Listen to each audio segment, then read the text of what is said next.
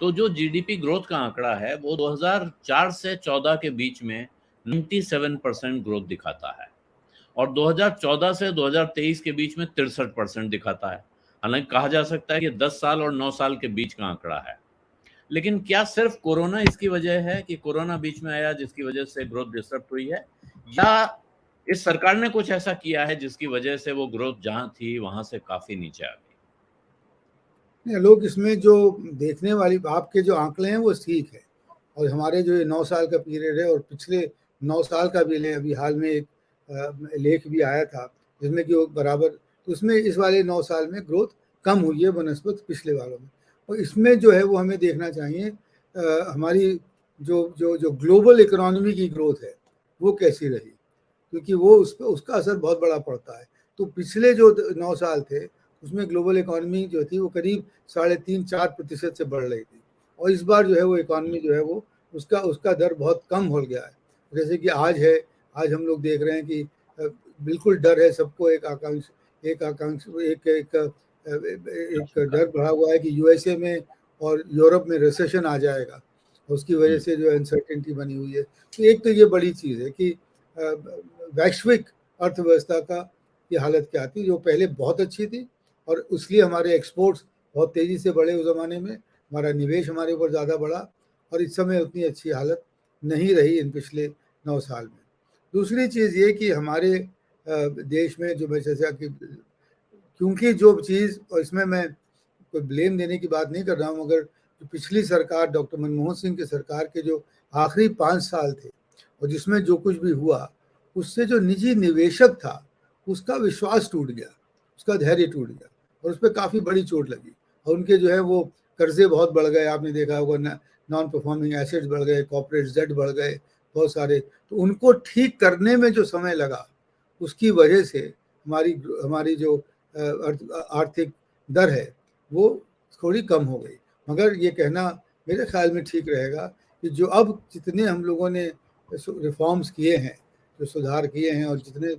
बड़े बड़े रिफॉर्म्स किए हैं, उससे मेरे ख्याल में एक आधार अब बन गया है कि निजी निवेश फिर से हमारा बढ़ने की तरफ आ जाए। तो जैसे आपने शुरू में कहा कि देखना ये चाहिए कि आंकड़े यहाँ तक कैसे पहुंचे, क्यों पहुंचे और इसके आगे की तस्वीर कैसी दिखेगी।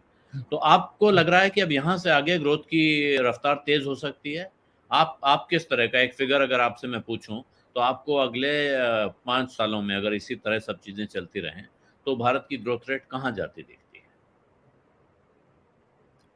मतलब ये तो बहुत चीज़ों पे मुनस्सर है, जैसा कि मैंने कहा, मगर अगर मान लीजिए कि अगर जैसे हम लोग इकोनॉमिक्स में आसानी से कह देते हैं सेटेरिस पैरेबस, अगर यही चल रहा तो इस साल 23-24 में मुझे लगता है कि ग्रोथ रेट 6.5% होगी, और उसके बाद फिर वो उसी दर पर 6.5 और 7 के दर पर चलती रहेगी। तो ये मेरा कहना, एक मेरा कर्तव्य है कि ये जो ग्रोथ रेट है वो हमारे लिए काफ़ी नहीं है, और हमें जो हाँ। है वो क्योंकि अगर यही चली तो हम ख़ासतौर से चीन के मुकाबले में काफ़ी पीछे रह जाएँगे। उससे जो है वो हमारा एक एक हमें खतरा महसूस होगा, और एक एक नई चीज़ पैदा होगी। तो हमें उस ग्रोथ रेट को 6 और 7% से बढ़ाकर 8 और 9% तक पहुँचाना अनिवार्य है, कि अगर हमें अपने लोगों को, जो अभी जो लोग सुना कि 63% लोग जो हैं वो अभी भी शायद 70 रुपए दिन से कम में रह रहे हैं वगैरह, तो उसको अगर हमें गरीबी है पूरी हटाना है और हमें सब लोगों को एक वेलफेयर लेवल बढ़ाना है, तो हमारे लिए 7% रेट ऑफ ग्रोथ पर्याप्त नहीं है। हालाँकि हम दिखाया जाएगा होगा कि हम बहुत सारी विश्व की वैश्विक अर्थव्यवस्था में हम बहुत तेज़ी से बढ़ रहे हैं, फास्टेस्ट ग्रोइंग लार्ज इकॉनमी वगैरह होगा, मगर अपने अपने ज़रूरत के लिए, अपने देश की ज़रूरत के लिए, जैसा मैंने कहा, वो पर्याप्त नहीं है। और दूसरी चीज़ जो बहुत बड़ी है कि हम इकलौते देश हैं, पहली बार ऐसा होगा कि हमें ये ग्रोथ रेट मेंटेन करना पड़ेगी और साथ में पर्यावरण का भी ख्याल करना पड़ेगा। एक बहुत बड़ा चैलेंज हमारे सामने है, जिस जिस चुनौती को हमें समझना पड़ेगा, और जिसकी वजह से हमें एक नए सिरे से हम एक काम करने की एक नई कार्यशैली बनाना पड़ेगी, जिससे कि केंद्र और राज्य सरकार दोनों मिलकर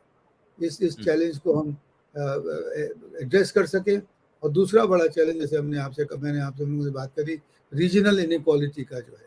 कि उसको भी हमें एड्रेस करना ही पड़ेगा, क्योंकि वरना ये ग्रोथ अगर होगी भी तो पर्याप्त भी नहीं होगी और उस किस्म के उसके रिजल्ट नहीं आएंगे जैसा कि हमें चाहिए। सत्य हिंदी का ऐप डाउनलोड करें गूगल प्ले स्टोर पर।